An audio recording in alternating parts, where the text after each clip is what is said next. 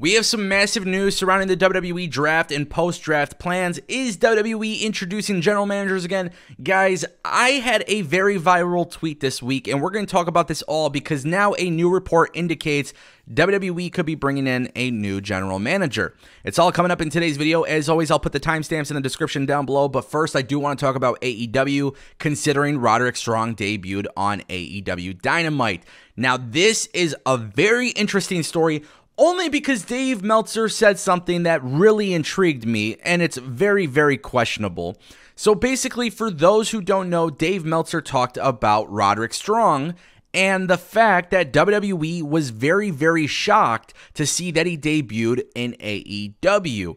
And guys, I just don't understand this. So Dave Meltzer says that was a shock to a lot of people in WWE. I know there were people who knew his contract was up, but most people didn't know that he was joining AEW that night. Now, here's the thing. Not once did somebody report that Roderick Strong's contract was up with WWE. And I don't understand why somebody would not report that unless for some reason they were trying to keep his debut a surprise within AEW. Maybe they don't want to anger the AEW people. I don't know. But this is a very, very intriguing thing to me because we got all these reports of Roderick Strong not being happy in WWE and requesting his release multiple times. But then all of a sudden, his contract ends and nobody seems to know about it. Yet Dave Meltzer actually is saying he knows about it, but then he's not talking about it. Very interesting in my opinion, and I'm just saying I think that's a very fair point when it comes to the reporting of wrestling news. Regardless if it's AEW or WWE, it's just something I've noticed in recent months where this type of thing is happening. Nonetheless, I'm not shocked Roderick Strong went to AEW. I think he is a way better fit in AEW than he would have ever been in WWE. In fact, Roderick Strong without Adam Cole in WWE just simply didn't make sense. Without the Undisputed Elite, those guys were not going to have a good singles run. We saw Kyle O'Reilly with Von Wagner when Adam Cole was gone. That absolutely sucked. Roderick Strong did the Diamond Mine thing, which I thought it was okay. It was a cool idea, but you can clearly tell he wasn't meant to lead the group. And I'm not using this as hate on Roderick Strong. I just think he fits so much better in AEW. And I'm actually excited to see that he's in AEW. I'm excited to see Kyle O'Reilly come back healthy and then they could reunite the band. The only person missing is Bobby Fish. I can't say whether or not he's going to come back, but I think Tony Khan knows that he should bring them back. A lot of faction warfare going on in AEW and WWE. That's my type of thing. I really enjoy that. So, look, Roderick Strong in AEW, it's a better fit. And then also, you know, guys, I like my characters. I like my storytelling. I like those types of things. But there's also just certain matches that I'm very interested in. And with Tony Khan owning Ring of Honor, Shibata holds the ROH Pure title. If you need him to drop the belt, I think Roderick Strong is that guy. But ultimately, I think this was a good idea for him to go to AEW. I think it's a good fit. Plus, AEW is going to be doing a brand split, so they're definitely going to need a roster for that. And then also, let's just address the elephant in the room because I have complained about AEW's bloated roster before. The truth is, AEW has a lot of people coming out of contract this year. I don't imagine Tony Khan is going to keep them all. I imagine that there's a lot of guys who potentially want to be back in WWE, and I think by the year end, I think they will be. I think Tony Khan for sure will not be keeping everybody that he has. So that is just something to keep in mind as well. But ultimately, yes, good move for Roddy going to AEW. I'm just shocked that somebody knew about it and then didn't report it. But guys, let's move on to the WWE draft. Big E is expected to come back.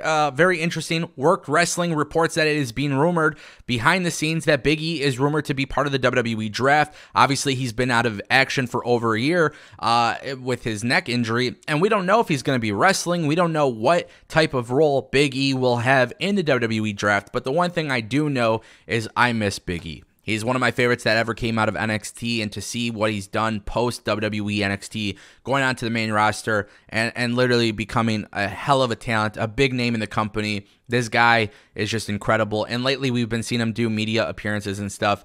I always say health before wealth, but if Big E is able to compete in the WWE, I would be super excited about that.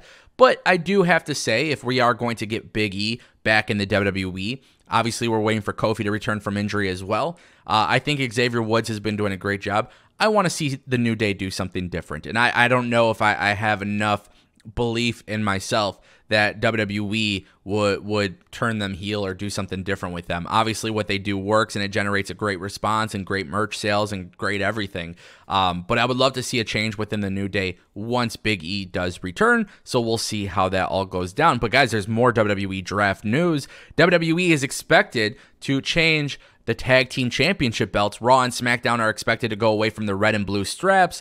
The rumor that's floating around on social media, don't know if there's any validity to this whatsoever, so I want to make that clear, but the rumor is that WWE will be going more towards like the World Tag Team Championship belts versus the WWE Tag Team Championship belts, one being on Raw, one being on SmackDown. That's what WWE needs to do. I know there's a lot of people out there who said they should just merge all the titles into one. No, I firmly believe in a very strict brand split, hard brand split, right? And I hope Triple H understands, like, you can't be doing wild card rules. You can't be doing any of this superstar shakeups and stuff. If you want to do trades, you can, but at the end of the day, the draft needs to be very, very strict. The brand split needs to be very strict. And with new championship belts for the tag team division, I think that definitely helps the mission. Now, there's also been a rumor that WWE is set to retire some championship belts. Don't know what title belts are being mentioned. I personally like the IC title, and I personally like the US title. I think they should split brands. But the one title that I feel like has obviously been a dud since it's arrived is the Women's Tag Team Championship belts. And it's just because they don't have a real women's tag team division. It's not a legitimate tag team division. And by taking away that belt, it obviously can hurt some talent from being on TV. So with that, I would just recommend that WWE implements a mid-card championship belt, a secondary title for the women's division for both brands. And then that way, you know, WWE can basically click the hard reset button for this WWE draft. And I think that would be a really good thing. Now, also, another thing that's been expected with the WWE draft is new presentation for Raw and SmackDown. Now, I don't know if this is new stage designs, new ring aprons, things like that. But from my understanding, WWE, which this makes a lot of sense too. When you see a rumor like this makes a lot of sense. WWE changing up the branding, the graphics, and the logos, right? I think that can make a lot of sense for WWE. They do that every so often anyways. So going into this new era of Raw, new era of SmackDown, I think that would be a wonderful idea. But now there's one more news story that's absolutely incredible. And guys, it is being reported that Teddy Long is expected to be on Friday Night SmackDown. Now, I had a tweet that went incredibly viral this past week, and I'm going to read it to you because I think WWE is absolutely doing this, and I would not be shocked if WWE did in fact do this. This tweet has over 730,000 views, over 6,000 likes, hundreds and hundreds and hundreds of retweets. NXT, since it's developmental, should be treated like free agency. If you don't get drafted to Raw or SmackDown, then you actually get called down to NXT. Call-ups, in fact, should be treated as free agent signings. Adam Pearce needs to be exclusive to Raw, and someone else needs to be the equivalent on SmackDown. I'm very clear on this. I bolded this statement on Twitter. We don't need on-screen GMs, but we need authority figures on TV once in a while to justify decisions being made. The general manager shouldn't be the main character, but a supporting character to tie up loose ends in a storyline. Guys, this tweet went viral. A lot of people loved it. There was even some talent in WWE who responded to it with tons of love and positivity. I think deep down inside, what WWE needs to do is they need to 1,000%, they need to treat this brand split with respect. And it needs to be strict. It needs to be different, and it needs to be firm. And now the rumor is Teddy Long is going to be on SmackDown. That's the new report that's come out. And with Teddy Long coming to SmackDown, you have to wonder if he's going to be the general manager. Now, again, I am not in favor of general managers being the main character. I don't want to see authority storylines. I don't want to see anything like that. I want to see the focus being on the television show, being that, you know, wrestlers are competing for a storyline and they're competing for championship belts and they got their own thing going on. I don't need the focus to be on Teddy Long or Adam Pearce. I don't need that. I just want them to make logical sense of everything. And then, guys, I'm going to leave you with this. William Regal, as of right now, is not permitted to be on TV due to his contract clause with AEW.